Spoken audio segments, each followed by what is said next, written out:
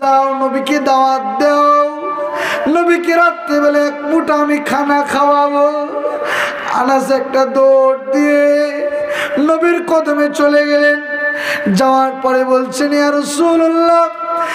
আনাস যাওয়ার পথে দেখে আমার নবীজি ঠান্ডা ঠান্ডা পাথরগুলা খোদার যন্ত্রণা সহ্য করতে পারে না। ঠান্ডা ঠান্ডা পাথরগুলা আমার নবীজি পেটের সঙ্গে বাঁধতেছে।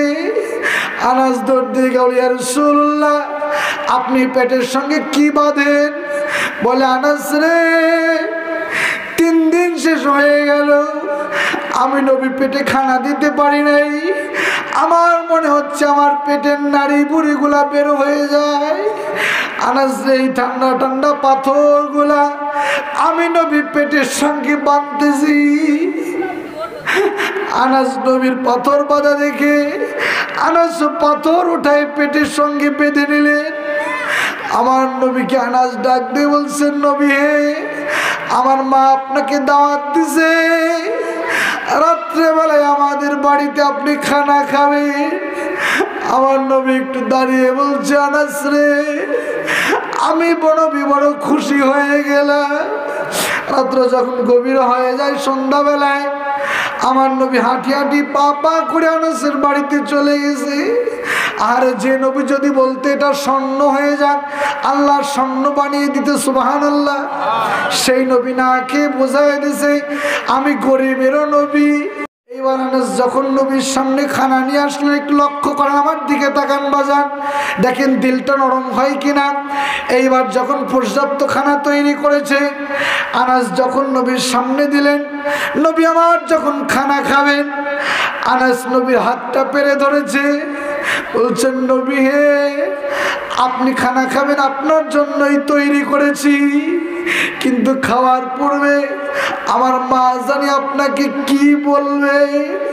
আনাসের মা পর্দার আড়াল থেকে বলছেন, নবী, ও নবী, আমার সন্তান আনাস আপনার দরবারে যায়, আপনি যদি খান আমার আনাস ওই দিন খানা খায়, আপনি সেদিন খান না আমার আনাস 1 লুকমা পরিমাণ খানা করে দিন মুখে যাইলে।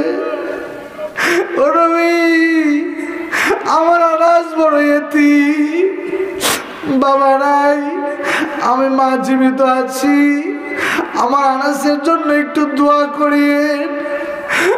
যখন আনাসের মা আমার নবীর কাছে দোয়া চায়, ওই দিক দিয়ে আমার নবী ফুপড়ায় কান্দে।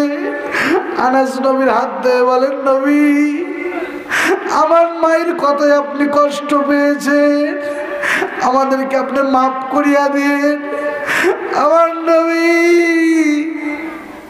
2 চোখের পানি ছেড়ে দিয়ে বলে, আনাস রে, দোয়া চেয়েছে জন্য কান্দি না, তোমার মা জীবিত আছে, তুমি না খাইলে তোমার মা কষ্ট পায়, তুমি জীবিত আছো, তোমার মা, তুমি গরিব জন্য দোয়া চাই। আজকে আমি নবী আমার মা আমিনার কথা বড় মনে হয়েছি। আমার মা আমিনা যদি আজ বেঁচে থাকতো, তুমি আনাসের মায়ের মতো আমার মাও দোয়া চাইতো। আজ 3 দিন পর্যন্ত খাই না, আমার মা আমিনা যদি বেঁচে থাকতো, আমি নবীর জন্য খানার ব্যবস্থা করতো। আল্লাহু আকবার, একবার বলেন না ইয়া আল্লাহ, তওবাকারীরা বলেন না ইয়া আল্লাহ। আর এখানে যারা বসে আছেন, এমন কোন মানুষ নাই বলতে পারবেন না আমার জীবনে গুনাহ নাই। আরে সকলে তো গুনাহগার। কে জানি মাকে হারিয়েছেন, কে যেন বাবাকে হারিয়েছেন, আমার এক মুরব্বীরা চোখের পানি ছেড়ে দিয়েছে। আল্লাহ বলেন না ইয়া আল্লাহ, একটু জোরে মোহাব্বতে বলেন না ইয়া আল্লাহ। আল্লাহ মাহফিল আপনি কবুল করে নেন। আয় আল্লাহ, আপনার কত এতিমেরা হাত তুলেছে, আল্লাহ কত এতিমের চোখের বাড়ি ছেড়ে দিয়েছে। আর জাহান্নামের আগুন যখন রেডি হয়ে যাবে, জাহান্নামের আগুন বলবে আল্লাহ কই আপনার নাফরমান বান্দা, কই আপনার গুনাহগার বান্দা, আজকে জাহান্নামের আগুনে আজকে আমার ক্ষুধা লেগে গেছে, কই আপনার জাহান্নামী মানুষ, দেন আপনার জাহান্নামী মানুষগুলোকে আমি খাবো, আমি আগুন তাদেরকে গ্রেফতার করব। আমার আল্লাহ বলবো জাহান্নামের আগুন ওই যে আমার নাফরমান বান্দা, যা যা ধর ওই গুলান রে ধর, জাহান্নামের মধ্যে ফেলায় দে। কিতাবে এসেছে আমার আল্লাহ বলবে ফেরেশতা যা জাহান্নামে একটা ল্যাপ বানা, ওই ল্যাপের মধ্যে জাহান্নামের কয়লা ঢুকাই দে, জাহান্নামের কয়লা ঢুকাই দে। ওই জাহান্নামীকে যখন ওই জাহান্নামের কয়লা যত ল্যাপ দিয়ে ঠাসা দিয়ে ধরবে, জাহান্নামী মানুষের রক্ত মাংস গুলা পুড়ে কয়লা, হাড্ডি গুলা পরে কয়লা হয়ে যাবে। আমার আল্লাহ ডাক দিয়ে বলবো জাহান্নামের আগুন পেট ভরছে নি, কয়েছে না, কয় ওই গুলান্ডে ধর। জাহান্নামের আগুন বলে যখন আর এক গুলানে ধরতে যাবে, ওই মানুষগুলোর কাছে দেখবে ওই মানুষগুলোর চোখ দিয়ে টপ টপ করে পানি পড়তেছে। ও তওবাকারীরা বলেন না ইয়া আল্লাহ, একটু মহাব্বতে বলেন না ইয়া আল্লাহ। আয় আল্লাহ আপনি তাকায় দেখেন মাহফিলকে কবুল করে নেন। আয় আল্লাহ আমরা যারা এসেছি কবুল করে নেন। এইবার জাহান্নামের আগুন যখন ওই গুলান্ডে ধরতে যাবে, ওই ধরতে গিয়ে দেখবে ওদের চোখ দিয়ে টপ টপ করে পানি পড়ে, জাহান্নামের আগুনের পাওয়ারটা কমিয়ে যাবে। আল্লাহু আকবার। জাহান্নামের আগুনের পাওয়ার কমে যাবে। জাহান্নামের আগুন বলবে আল্লাহ আগের গুলান্ডে ধরছি, এই গুলান্ডে তো আর ধরতে পারি না। এদের কাছে যখন গেলাম এদের চোখ দিয়ে টপ টপ করে পানি পড়ে, বললে পানি আর কেমন পানি, ওদের চোখের পানির পাওয়ারে আমি জাহান্নামের আগুনের পাওয়ার কমে গেছে। আমার আল্লাহ বলি ও জাহান্নামের আগুন এই পানি ওই পানি। আমার বান্দা কোরআনের মাহফিলে বসে কেঁদেছে, চোখের বাড়ি ছেড়ে দিয়েছে, জাহান্নামের ভয় অন্তরে বসাইছে। আমি আল্লাহর কথা স্মরণ করেছে, ওই সময় যে চোখ দিয়ে পানি এসেছে ওই পানি আল্লাহ ফেলে দেই নাই, ফেলে দেই নাই।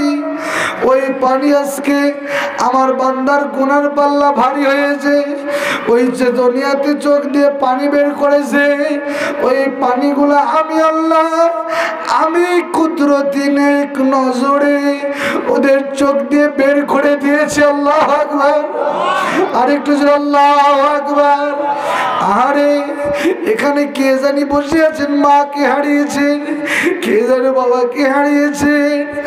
আরে কয়েকদিন আগে মাহফিল করে বাড়ি আসতেছি, এইবার আমি দেখলাম একটা গোরস্থানের কাছে একটা মুরব্বী দাঁড়িয়ে আছে।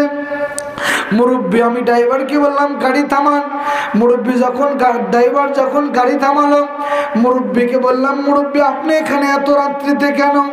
বলে হুজুর আপনি না মায়ের ওয়াজ করলেন, বাবার ওয়াজ করলেন, আমার তো বাবু নেই, বাবা নেই। আমি বললাম মুরব্বী আপনার বয়স তো 50-এর উপরে, বাপ মাকে একটু ভুলে যাওয়া যায় রে। আমাকে বলছে হুজুর বয়স তো 50 তো দূরের কথা, 100 বছর হলেও কি বাপ মাকে ভুলে যায়?